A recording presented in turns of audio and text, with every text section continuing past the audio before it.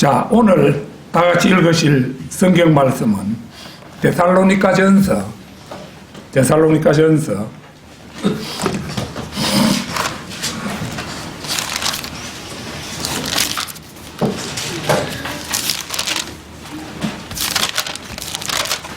2장 1절에서 7절입니다.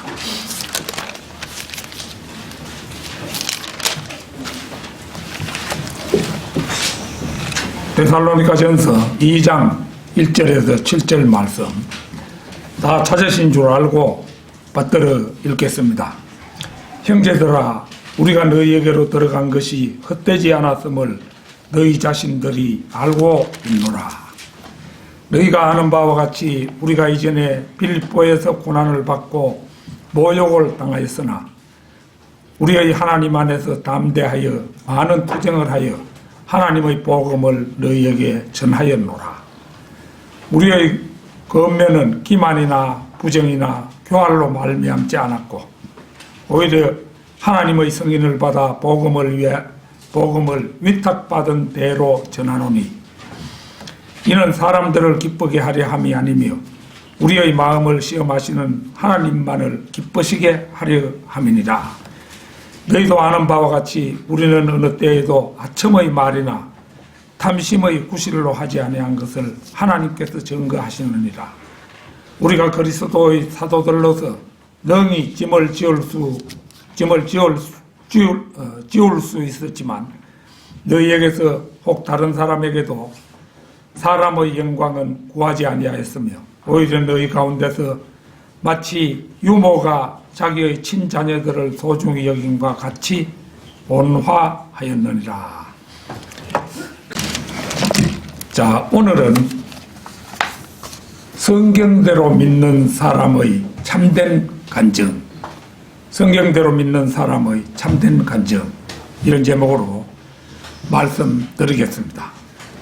마귀가 참 하나님이신 예수 그리스도의 최고 모방자라는 점은 아는 이는 다 아는 공공연한 사실입니다. 고린도후서 11장 14절을 찾겠습니다. 고린도후서 11장 14절입니다.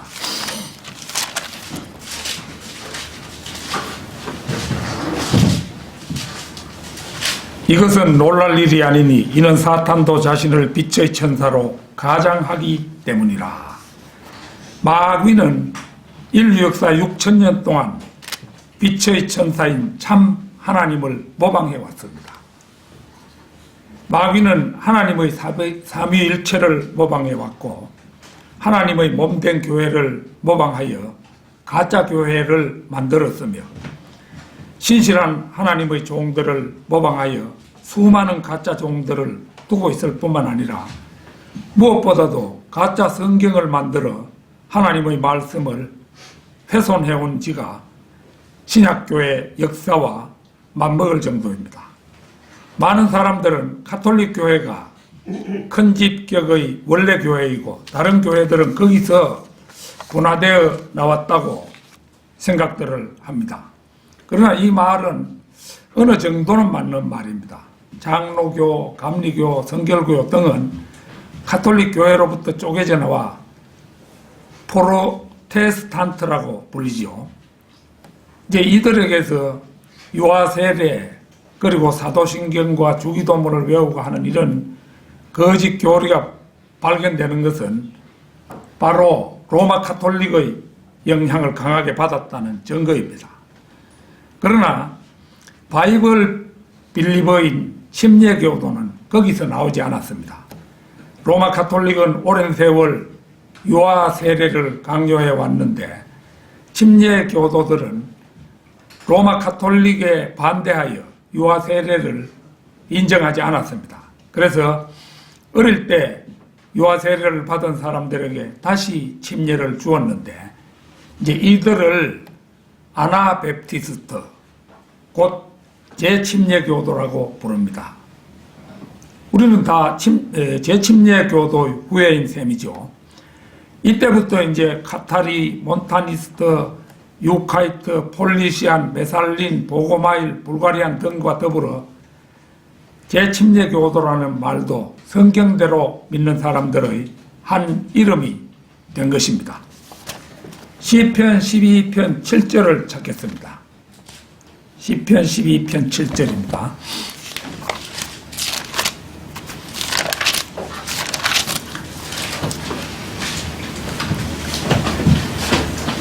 오 주여, 주께서 이 말씀들을 간수하시리니 주께서 이 세대로부터 영원토록 그것들을 보존하시리이다. 이 말씀대로 하나님께서는 자신의 말씀들을 보존하셨습니다. 그분은 말씀을 영원히 하늘에 세워두셨을 뿐만 아니라 지상에서도 7번에 걸쳐 보존해 오셨습니다. 구약의 히브리어 원문, 신약의 헬라어 원문, 구시리아 역본, 구라틴 역본, 유럽 대륙을 위한 독일의 루터 성경, 전 세계를 위한 대버리턴 항해 국가로부터 나온 킹 제임스 성경이 그것들입니다. 물론 이제 한글 킹 제임스 성경은 하나님께서 세계인의 성경으로 주신 킹 제임스 성경을 직역한 바른 성경입니다. 그러나 하나님께서 자신의 말씀을 보존해 오신 일과 병행하여 마귀도 자신의 성경을 만들어 확산시켜 왔습니다. 유세비오가 오리겐의 변개된 성경 50권을 카피하여 카톨릭 성경을 만들었습니다. 이것을 저번으로 하여 제롬의 라틴 벌게이터, 예수회의 림저 도웨이 성경, 심령술사였던 웨스트코트와 홀트의 헬라어 성경, 네슬판 헬라어 성경의 맥을 이은 것이 가짜 성경인 개역 성경과 개역 개정판입니다. 따라서 이 가짜 성경은 바른 성경과 35,000군데 이상의 차이가 있습니다. 성경대로 믿는 사람들은 바른 말씀에 입각한 믿음을 가집니다. 그들이 수호해온 믿음은 행위 구원을 전파하는 믿음이 아니며 오직 은혜의 복음을 대대에 걸쳐 수호해온 바로 그 믿음입니다.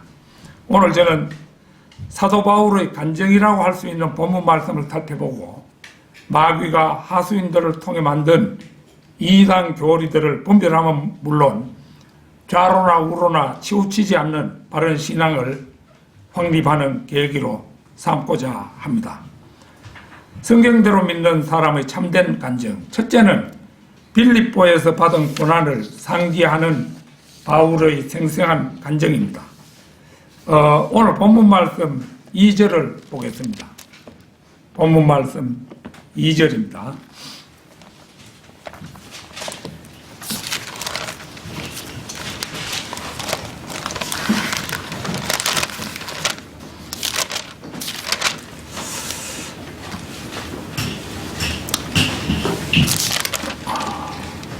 아, 1절, 2절 보겠습니다. 형제들아, 우리가 너희에게로 들어간 것이 헛되지 않았음을 너희 자신들이 알고 있노라. 너희가 아는 바와 같이 우리가 이전에 빌립보에서 고난을 받고 모욕을 당하였으나 우리의 하나님 안에서 담대하여 많은 투쟁을 하며 하나님의 복음을 너희에게 전하였노라. 생생한 기록은 여기에서 말하는 이제 그 생생한 고난의 기록은 사도행전에 그대로 전하고 있죠. 사도행전 16장 24절에서 34절 한번 보겠습니다. 사도행전 16장 24절에서 33절입니다.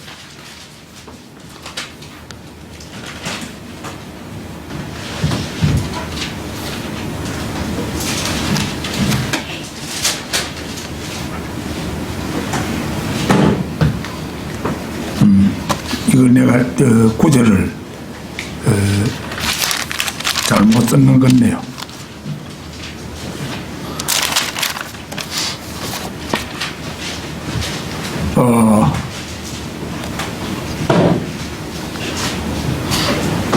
그리하여 그들을 많이 때린 후에 감옥에 집어넣고, 이게 이제 빌립보에서 이제 그 감옥에 갇혔던 그 이야기인데요.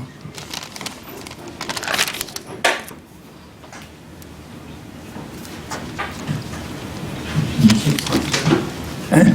23절. 23절.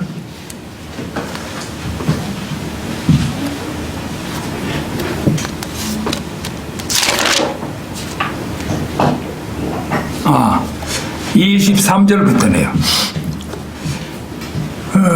그리하여 그들을 많이 때린 후에 감옥에 집어넣고 간수에게 잘 지키라고 명령하니, 임무를 부여받은 그 사람이 그들을 안쪽 감옥에 집어넣고 착고로 그들의 발을 채우더라.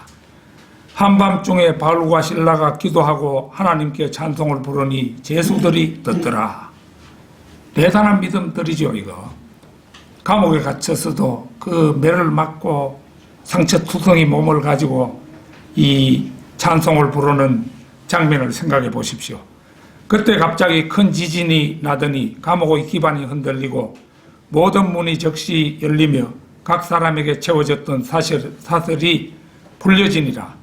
간수가 잠에서 깨어나 감옥의 문들이 열린 것을 보고 죄수들이 도망한 줄로 짐작하고 칼을 뽑아 자살하려고 하자 바울이 큰 소리로 외쳐 말하기를 네 몸을 해치지 말라, 우리가 다 여기 있노라 하고 하니, 그가 등불을 요청한 후 달려들어와 떨며 바울과 실라 앞에 엎드리더라. 그래하여 그들을 데리고 나와서 말하기를 선생님들이여, 내가 구원을 받으려면 어떻게 해야 하나이까 라고 하니, 그들이 말하기를 주 예수 그리스도를 믿으라. 그리하여 너와 네 집안이 구원을 받으리라고 하니라. 그리고 그들이 주의 말씀을 그와 그의 집안에 있는 모든 사람에게 전하니라. 그리하여 그날 밤 같은 시간에 그들을 데리고 가서 그들의 상처를 씻겨주며 또 그와 그의 온 가족이 곧바로 심려를 받더라. 바울은 트로아에서 이제 환상을 보고 신라를 대동하고 유럽 대륙의 관문인 빌립보로 건너갑니다. 거기에서 거둔 첫 열매가 이제 루디아라는 자매였죠. 그리고 이제 그 집에 유숙하면서 거리 설교를 하고 구령 활동을 하는데 점치는 소녀를 만나게 되고 그 소녀 속에 있던 마귀를 이제 바울이 쫓아냅니다. 점치는 것으로 적지 않은 수입을 얻던 주인이 관가에 고소하여 바울과 신라는 매질을 당한 후에 감옥에 갇히는 순환을 당하게 됩니다.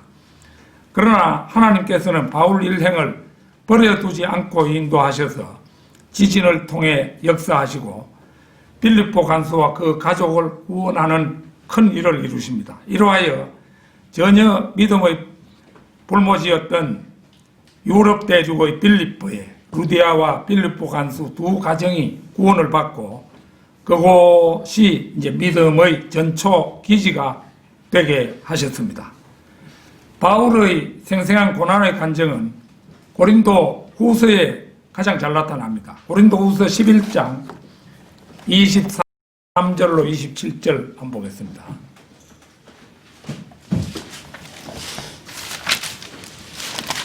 (11장)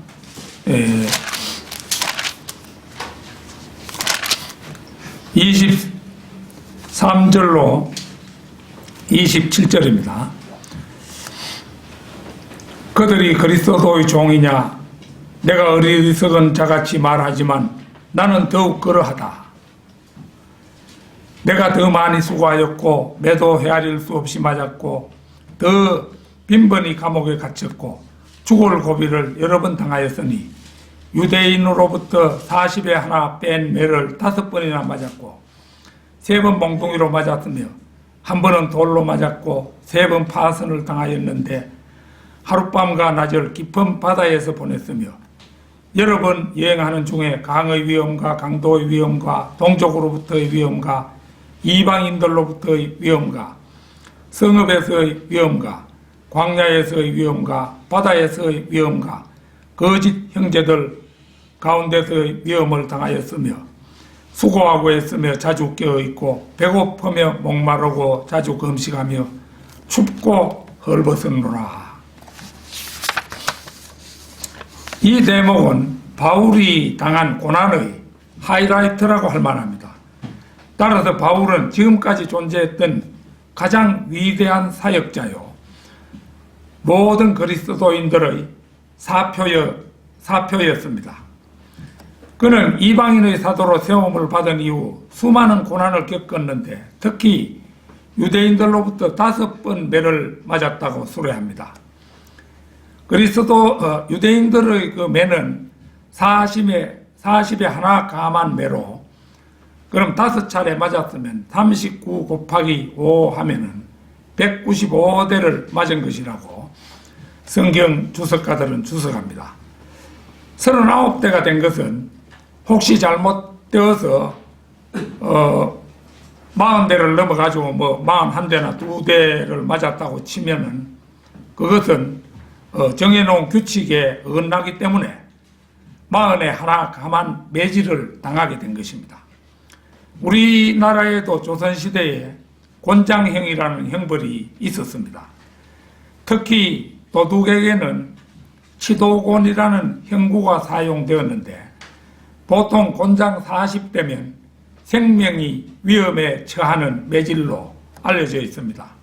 옛날 소독약도 없고 치료약도 없던 시기에 사람을 엎어놓고 사정없이 그 두 손을 이렇게 들고 이렇게 때리는 그 매를 40대 정도 맞으면은 살이 짓이겨져서 터지고 피투성이가 되겠죠. 그 상처가 또 아물기까지에는 고초가 많이 주어집니다. 그러니까 그 엄청난 그 형벌이라고 할 수가 있죠. 이런 매질을 5차례나 당했더니 이 바울은 머리로부터 발끝까지 흉터로 뒤덮인 사람이었다고 할 수 있습니다. 그는 또 루스트라에서 돌로 맞아서 죽었었는데 하나님께서 그를 다시 살리셨지요. 이때 그 혼은 셋째 하늘에 다녀온 것으로 고린도후서 12장에 기록되어 있습니다. 그는 또 3번 파선을 당하였는데 그중 한 번은 24시간 동안 바다를漂流해야 했습니다. 그뿐이 아닙니다. 여러 번 여행하는 중에 강의 위험과 강도의 위험과 동족으로부터의 위험과 이방인들로부터의 위험과 성읍에서의 위험과 광야에서의 위험과 바다에서의 위험과 거짓 형제들 가운데서의 위험을 당하였으며 수고하고 애쓰며 자주 깨어있고 배고프며 목마르고 자주 금식하며 춥고 헐벗었노라 이렇게 고백하고 있으니까 오늘날의 사역자들 눈에는 거짓말로 여겨질 만큼 그런 엄청난 이야기지요. 물질적인 풍요가 넘치고 인권이 확립된 오늘날의 현실에서는 가히 이해가 불가한 이야기라고 할 것입니다. 그러나 많은 고난을 받고 모욕을 당하는 역경 속에서도 하나님 안에서 담대하게 투쟁을 함으로써 하나님의 복음을 전했다고 바울은 만천하에 간증하고 있는 것입니다. 성경대로 믿는 사람의 참된 간증. 둘째는 복음을 전함에 있어 기만이나 부정이나 교활로 말미암지 않았고 하나님의 성인을 위탁받은 대로 전했다는 간증입니다. 오늘 본문 말씀 3절 4절입니다. 우리의 권면은 기만이나 부정이나 교활로 말미암지 않았고 오히려 하나님의 성인을 받아 복음을 위탁받은 대로 전하노니 이는 사람을 기쁘게 하려 함이 아니며 우리의 마음을 시험하시는 하나님만을 기쁘시게 하려 함이니라. 바울의 설교에서 찾아볼 수 없는 3가지가 3절에 잘 나타나 있죠. 기만과 부정과 교활이 그것입니다. 진리를 전할 때 바울은 어떤 것에 있어서도 자신의 회중을 속이지 않았습니다. 즉 그는 기만의 술책을 어떤 경우에도 사용하지 않았습니다. 기만이 뭐냐? 이게 한자 말인데 속일 기자, 속일 만자입니다. 속일 기자, 속일 만자. 완전히 속여 먹는 걸 말하는 거죠.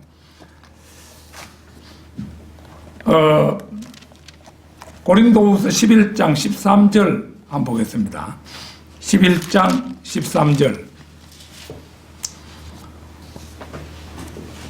그러한 자들은 거짓 사도들이요 기만하는 일꾼들이요 자신들을 그리스도의 사도들로 가정하는 자들이라.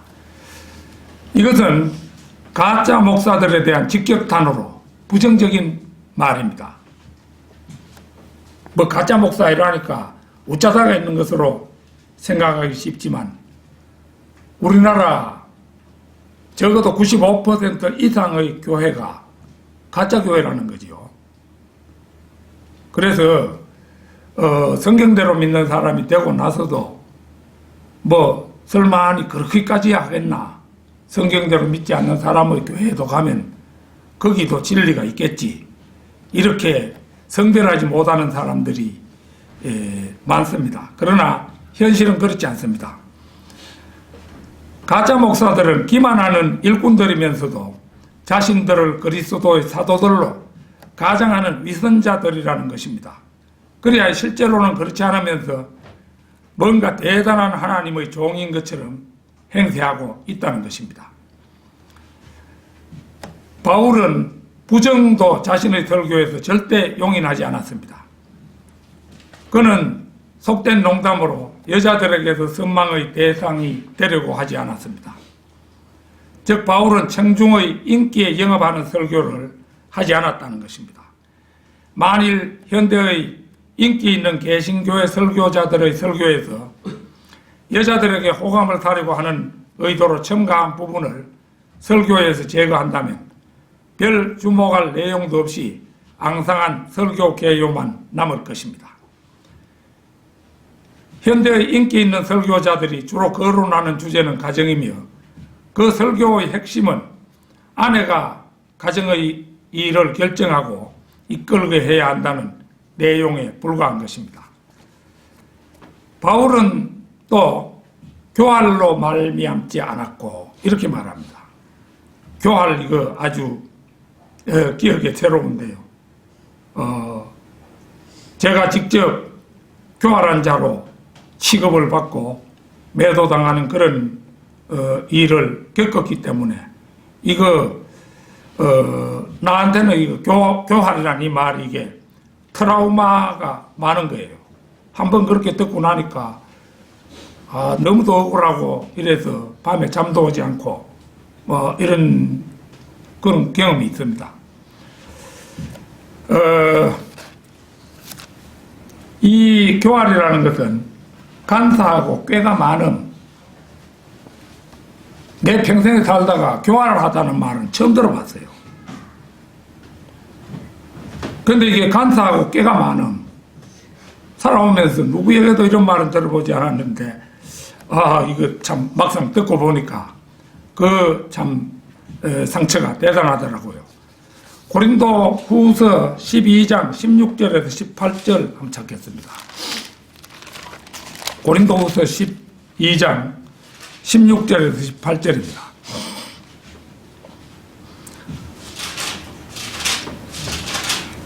하여간 내가 너희에게 짐을 지우지 않았는데도 교활한 자가 되어 너희를 관계로 붙들었다고 하니 내가 너희에게 보낸 사람들 중에 어떤 사람을 통하여 너희에게 무슨 이득을 탐내더냐. 내가 디도에게 권하여 한 형제를 그와 함께 보냈는데 디도가 너희에게서 이득을 탐내더냐.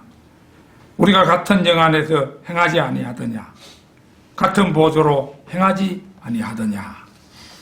바울이 고린도 사람들에게 복음을 전할 때 혹시 하나님의 복음 전파에 방해가 될까 싶어서 고린도 사람들의 물질적 지원을 받지 않고 다른 곳의 성도나 또 스스로 벌어 그 경비를 충당한 일을 두고 이제 바울을 교활하다고 뒤에서 매도한 무리가 있었습니다. 그래서 이제 바울을 이제 그 일을 두고 바울은 그 일을 두고 이제 너희에게 이득을 탐내더냐고 묻습니다. 또 디도를 다른 형제와 함께 보냈을 때도 그가 이득을 탐내더냐고도 묻습니다.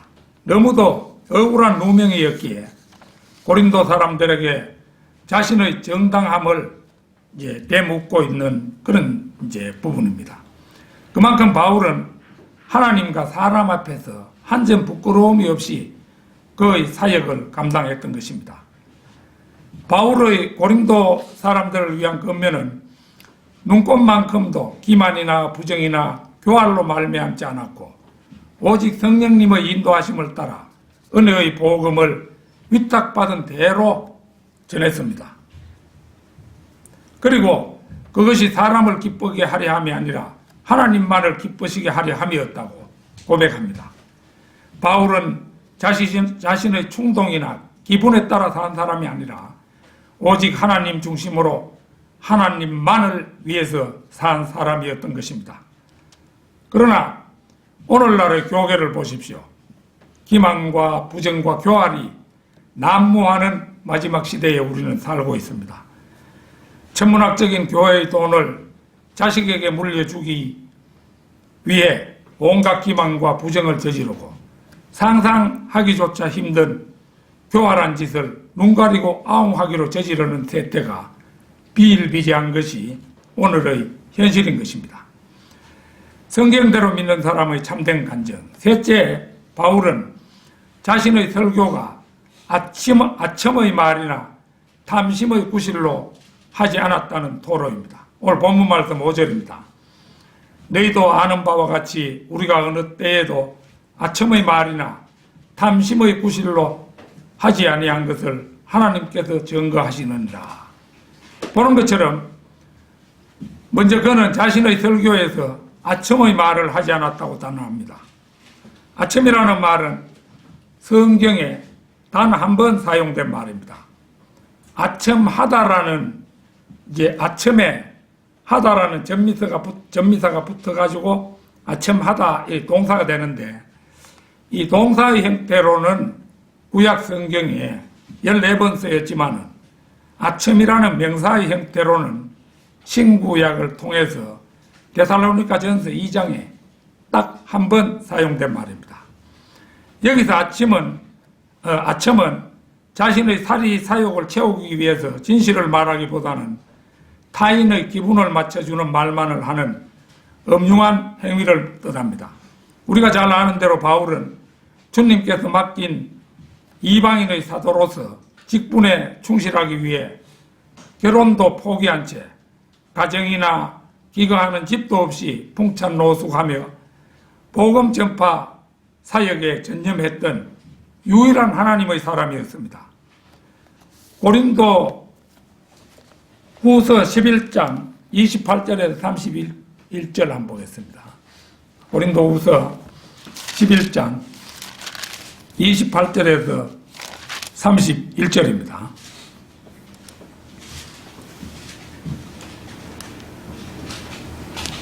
그 외부의 일들 외에도 날마다 나에게 밀려드는 것은 모든 교회에 관한 염려라. 누가 약하면 나는 약하지 아니하며 누가 실족하면 내가 애타하지 아니하더냐. 만일 내가 꼭 자랑해야 한다면 나는 나의 약한 것을 자랑하리라. 영원무국토록 찬양받으실 하나님 곧 우리 주 예수 그리스도의 아버지께서는 내가 거짓말하지 않음을 아시느니라. 사도 바울은 앞서 23절에서 27절에 걸쳐서 열거한 모든 고난과 구원받지 못한 외부 사람들에 대한 온갖 일들을 참고 견뎌야 했을 뿐 아니라 자신이 세운 교회들에 대한 부담을 끊임없이 안고 살았던 사람입니다. 바울의 선교여행 절반은 이전에 세워놓은 교회들의 상태를 점검하는 것이었습니다. 예전에 우리 맨 큰 고모님께서 교회 권사, 시골 교회에 이제 단 하나뿐인 권사로서 그렇게 했고 자신의 마을에 있는 교회를 우리 큰 고모님이 지었어요. 지었는데, 그래, 교회를 지으면은 하나님께 축복받는다. 이런 생각에 철저한 분이었어요. 근데, 사실은 이제 장로교다 보니까 올바른 구원에 관한 교리도 모르고 지금 생각해 보면 그런 상태에 있었어요. 그렇지만은 종교적인 열성은 대단한 분이셨어요. 그래서 그 애를 써가지고 그 자기가 살고 있는 마을에 교회를 지어가지고 지금도 이제 그 교회가 존재하고 있습니다. 자기가 세운 교회, 마치 자식을 시집 보내거나 뭐 해가지고 혹은 장가들에도 외지로 보내거나 이런 경우에 관심이 있듯이 이 사도 바울은 뭐 자식도 뭐 아내도 없는 사람이니까 다만 염려하는 게 하나님의 교회에 관한 일이었던 겁니다. 그래서 그는 늘 그들에 대해 걱정했고 그들에 대해 기도했으며 그들을 위해 모금을 하기도 했습니다. 그는 작은 일도 그냥 넘기지 않고 그 지역교회에 작은 일이 일어나도 그냥 넘기지 않았어요. 거기 서신서에서 한번 찾아보도록 하겠습니다. 빌립보서 4장 2절 한번 보겠습니다. 빌립보서 4장 2절입니다.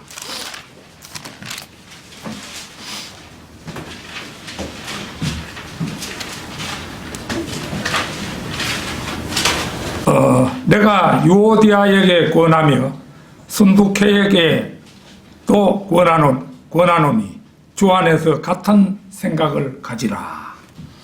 이게 이제 그 작은 일에도 지역교회에 관한 작은 일에도 바울이 염려하고 기도했던 것을 이제 우리가 알 수 있는데 유오디아와 순두케는 빌립보 교회의 자매들이었어요. 자매들이었는데 이 유오디아와 순두케가 서로가 이제 좀 좋지 않게 생각하고 서로가 미워하는 그런 사이였어요. 한 교회 안에서 자매들 둘이가 그렇게 되면은 그 떡이 되지 못하지요. 그러니까 이제 누군가 둘 사이가 원만하지 못하다는 것을 이제 사도 바울에게 그걸 전해 주었어요. 그러니까 이제 사도 바울이 여기에 빌립보서를 기록하면서 두 자매의 그 마음이 하나 되지 못한 그것을 염려해서 혹시 교회가 분열될까봐 여기에 이제 말을 하고 있는 것이 바로 요 구절입니다. 이런 걸로 미루어 때 바울이 자기가 세운 교회를 얼마나 지극정성으로 염려하고 기도했던가를 우리가 알 수가 있죠. 주 안에서 같은 생각을 가지라. 이건 우리에게도 훌륭한 조언이 되지요. 뭐 우리 교회는 작은 교회니까 더더구나 자매들끼리 한마음 한뜻이 되는 것은 뭐 하나님의 명령이라 해도 과언이 아닌 것입니다. 앞서 인용한 고린도 후서 29절에서 그는 자랑을 멈춥니다. 그의 자랑은 자신이 가진 문제를 자랑하는 것입니다. 만일 내가 꼭 자랑해야 한다면 나는 나의 약한 것을 자랑하리라. 그러니까 바울은 자신도 남들과 똑같은 사람이기에 남들이 약하면 자신도 약하고 남들이 실족하면 꼭 자신의 일처럼 안타까워합니다. 그는 남들처럼 허약함을 가지고 있고 남들처럼 상하기 쉬운 감정을 가지고 있기도 했습니다. 그는 자신이 거짓 사도들처럼 거짓말하지 않음을 하나님 아버지의 이름을 걸고 토로하고 있습니다. 참으로 그의 진정이 가슴에 와닿지 않습니까? 다음으로 바울의 설교는 아첨의 말이 없었을 뿐 아니라 탐심의 구실도 없었습니다. 그는 결코 돈을 탐하지 않았습니다. 그는 다만 사람의 혼에 관심이 있었습니다. 탐심의 구실이란 말은 사물의 진탕을 은폐하는 가면을 의미하며 특히 탐심을 충족시키기 위해 겉으로 성결을 치장하는 가식적인 태도를 지적하는 말입니다. 탐심에는 한정된 대상이 정해져 있지 않습니다. 인간의 이기적 욕구는 제한됨이 없이 모든 자를 대상으로 확장하기 때문입니다. 골로새서 3장 5절을 찾겠습니다. 골로새서 3장 5절.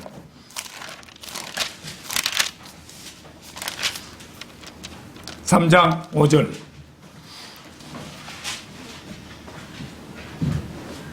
그러므로 땅 위에 있는 너희의 지체를 죽이라. 곧 음행과 부정과 사욕과 악한 색욕과 탐심이니 탐심은 우상 숭배니라. 보는 것처럼 성경은 탐심을 우상 숭배라고 못 받고 있습니다. 땅 위에 있는 너희의 지체를 죽이라. 이런 말을 두고 알렉산드리아 이단과 로마 카톨릭은 금욕주의와 고행을 주장합니다. 저 유명한 성경 변개자 오리겐은 금욕의 일환으로 자신의 남성으로서의 성을 거세하기까지 했는데, 그는 골로새서의 이 3장 5절을 이 거세한 이유에 대한 증거 구절로 사용했다고 알려져 있습니다. 그거 옳은 일은 아니었지만은 대단한 종교성이라고 볼 수 있죠. 자기의 불화를 자기 스스로 제거해버린다는 것은 그 보통 사람은 할 수 없는 일입니다. 그런데 그 일을 저지른 사람이 오리겐이라는 사람이었어요. 그 외에도 수많은 사람들이 이 골로새서 3장 5절을 사용해서 채찍질, 자해는 스스로 자기 몸을 막 상처내는 이런 걸 말하잖아요. 사회로부터 격리 등에 자신을 내맡겼습니다. 마틴 루터도 그리스도인이 되기 이전에 로마 카톨릭에서 그 신부로 있었을 때 그의 지체를 죽이는 일을 했는데, 이를테면 카톨릭 사제로 있을 때 무릎포로 성당의 수십 계단을 오름으로써 자신의 육신을 괴롭게 했다는 이야기가 그것입니다.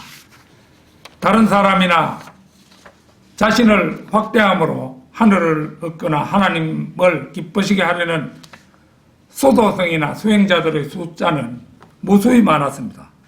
오늘날에도 로마 카톨릭은 육신의 일을 죽이고자 하는 금욕주의자들에게 자루 같은 옷, 장식이 달린 매나, 회초리, 가시관, 사슬을 팔아 매년 막대한 수입을 올린다고 합니다. 전에 제가 한번 소개했던 것 같은데요. 2011년 5월 1일에 양봉업자인 이제 김 씨라는 사람하고 그의 아들, 그리고 또 동업자인 주 씨가 차를 타고 문경에 있는 폐채석장을 올랐다고 합니다. 어느 정도 올라갔는데 험한 산길에 차가 세워져 있는 것을 발견했습니다. 이상한 마음에 차에서 내려서 문득 위를 쳐다보니까 하얀 나무를 깎아 만든 십자가가 3개 서 있고, 누군가가 그 가운데 십자가에 못이 박혀서 숨진 채 발견이 되었어요. 이렇게 해서 그 문경 십자가 살인사건이라는 이 사건이 세상에 알려지게 되었다고 합니다. 경찰은 이 기괴스러운 살인사건을 타살로 일단 가정하고 피해자의 신원부터 확인했는데, 사망한 사람은 경남 창원에서 택시 운전을 하던 57세의 김모 씨였다고 합니다. 김 씨는 발견 당시 충격적이게도 손가발이 십자가에 못이 박히고 온몸엔 채찍 자국과 오른쪽 복부에 칼에 찔려있는 그런 상태로 발견이 되었어요. 머리에는 가시관을 쓰고 있었고 상의는 걸치지 않은 채 하얀색 속옷만 걸치고 있는 상태였다고 합니다. 게다가 시신이 발견된 곳은 폐채석장으로 성경에서 예수 그리스도께서 십자가 형을 받아서 못 박혀 돌아가신 골고다 언덕을 연상케 하는 뭐 그런 곳이었다고 합니다. 김 씨의 죽음은 마치 흡사 예수가 십자가형을 당할 때를 그대로 재현해 놓은 듯한 그런 모습이었습니다. 그래서 이제 처음 시신을 발견했을 때는 타살이라고밖에 생각할 수가 없었습니다. 왜냐하면 양손과 양발이 다 못에 박혀 있었기 때문입니다. 하지만 시신 부검 결과 김 씨는 양손을 공구류로 이제 구멍을 뚫어서 십자가에 이제 미리 박아둔 못에 이제 자기가 그 발판이 있어서 그걸 딛고 올라가서 거기다가 이제 구멍을 뚫어 거기다가 십자가에 박아놓은 못에다가 이렇게 자신을 그 십자가 그 못을 이리 통하도록 해가지고 이제 뚫고 나가도록 해가지고 자신을 그렇게 했던 거죠. 물론 발에는 또 이제 묶여가 있는 그런 것도 있고 뭐 이랬다고 합니다. 그래서 이제 그래서 그렇다면 이제 그러면 이제 왜 그러한 죽음을 택했는가? 이거 참 이해하기 힘들잖아요. 그래서 왜 이런 끔찍한 일을 저질러서 스스로 최후를 맞이했는가? 이걸 이제 경찰에서도 궁금하게 이제 생각했는데, 뭐, 경찰은 그걸 세세하게 설명하지는 않아요. 지금도 인터넷에 문경 십자가 살인사건 이렇게 치고 검색해보면 그 사건이 여러 곳에 소개되어 전하고 있습니다. 전하고 있는데, 저는 이제 나름대로 그동안에 살아오면서 뭐 필리핀 같은 곳에 가톨릭 신도 가운데는 이제 그리스도께서 순환을 당한 기간에 직접 산 사람이 십자가에 못 박히는 고행을 한다는 이야기를 접한 적이 있습니다. 그래서 거기에서 힌트를 받아서 사건 전모를 제가 생각해 보니까 이해가 갔어요. 그러니까 자살한 김 씨도 이제 필리핀 같은데 그런 있는 이야기를 듣고 스스로 예수 그리스도의 죽음을 흉내낸 광신도라고 그렇게 해석이 내려졌어요. 그리하여 예수님과 똑같이 자신이 십자가에 못 박혀 죽으면 틀림없이 지옥 가지 않고 하늘나라에 갈 것이라는 망상에 젖어서 십자가 형벌을 직접 계획하고 무모하게 이럴 데 없는 일을 실천에 옮겼다고 이해가 됩니다.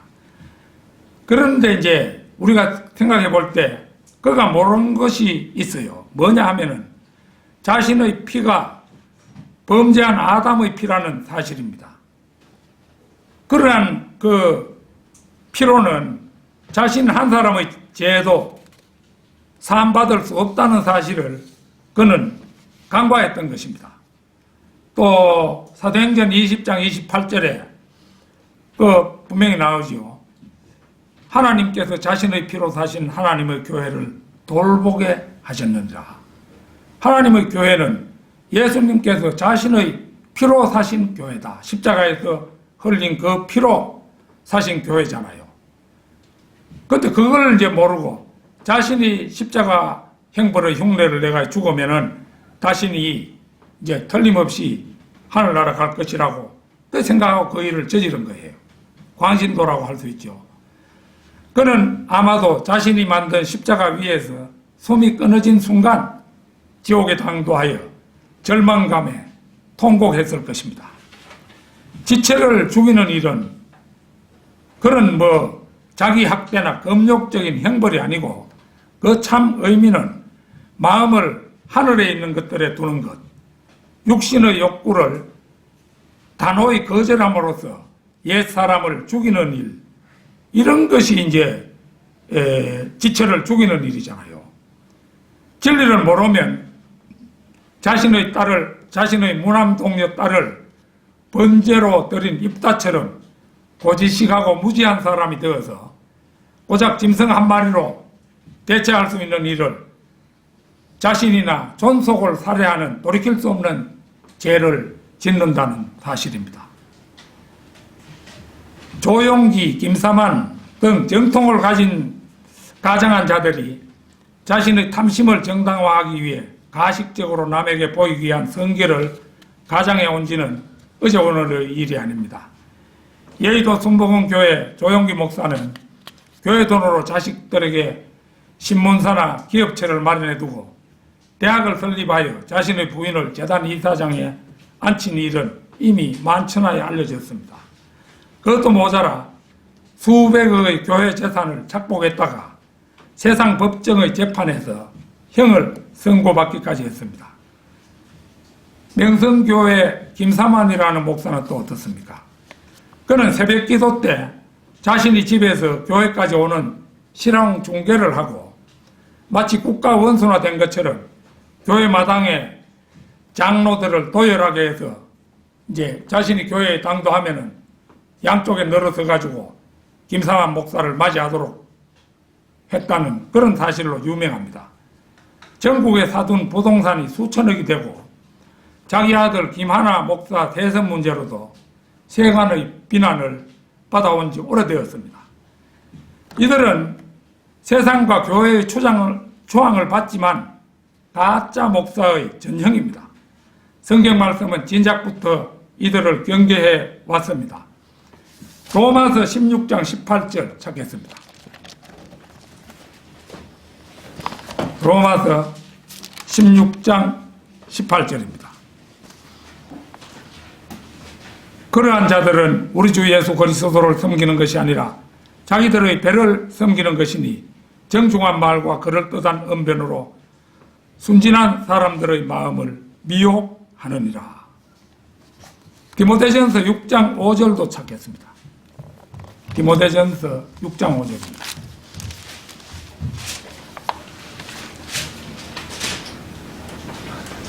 마음이 부패하고 진리를 상실하며 이익이 경건이라 생각하는 사람들 사이에 무익한 논쟁이 일어나느니라. 그런 데서 네 자신은 빠져나오라. 배를 섬기는 사람, 이익이 경건이라 하는 사람들의 전형이 바로 가짜 목사들입니다. 이런 가짜 목사들을 오직 하나님의 복음 전파를 위해 자신의 모든 것을 희생하고 죽기까지 헌신한 바울과 비교한다는 것은 그 자체가 어불성설입니다. 성경대로 믿는 사람들은 혼탁하고 오염된 강물을 맑히는 샘물과도 같은 존재입니다. 그런데 우리가 목도하는 바대로 마땅히 성경대로 믿는 사람들의 사표가 되어야 할 사람도 세상의 가짜 교회들의 행태를 그대로 닮아가고 있다는 사실은 통탄하게 들립니다. 왜냐하면 참 그리스도인이 성경대로 믿는 사람들이 세속교회나 조금 더 다름없이 세습을 획득하기도 하고 마치 자신이 왕이나 된 듯이 군림하여 기업교회를 대중의 뜻과는 상관없이 독단으로 출애시키는 월권을 행사하기를 주저하지 않는다는 것이 현실입니다. 결론적으로 사도 바울은 오늘의 본문 말씀 6절에서 사람의 영광은 구하지 않았다고 단언합니다. 요한일서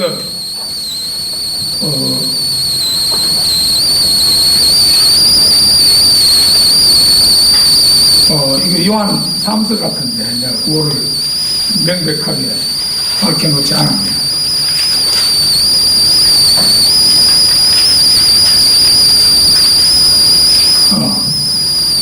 요한 3서 9절입니다. 내가 그 교회에 편지를 썼으나 그들 중에 어떤이 되기를 좋아하는 디오트레페가 우리를 영접하지 아니하니라. 여기에 등장하는 디오트레페라는 사람은 남을 자신보다 존중하라는 빌립보서 2장 3절의 말씀을 무시했을 뿐만 아니라 그는 성경적으로 자격이 있는 목사는 가르치기를 잘하고 탐욕스럽지 않아야 함에도 불구하고 전혀 그런 덕목을 갖추지 못한 사람이었습니다. 그러나 오늘날은 디오트레페와 같은 잘난 체하고 권위적인 목사들로 교계가 넘쳐나고 있는 것이 현실입니다. 바울은 이들과는 사뭇 다른 사역자였습니다. 하나님의 영광에 누가 될까봐 스스로 생활비를 벌며 복음을 전하고 유모가 친자녀들을 소중히 여김과 같이 지역교회 성도들에게 온화하였다고 고백하고 있죠. 그런 의미에서 오늘 본문 말씀 6, 7절 다시 한번 보겠습니다. 우리가 그리스도의 사도들로서 능히 짐을 지울 수 있었지만 너희에게서나 혹 다른 사람에게서도 사람의 영광은 구하지 아니하였으며 오히려 너희 가운데서 마치 유모가 자기의 친자녀들을 소중히 여김과 같이 온화하였느니라. 이 말씀은 참 그리스도인이 아니면 할 수 없는 간정 중의 간정이라고 하지 않을 수 없습니다. 단 한 줄이라도 이것만은 주님의 영광을 위해 살았다는 간정을 남길 수 있는 성도 여러분이 되시기를 소망합니다. 다 같이 기도드리겠습니다.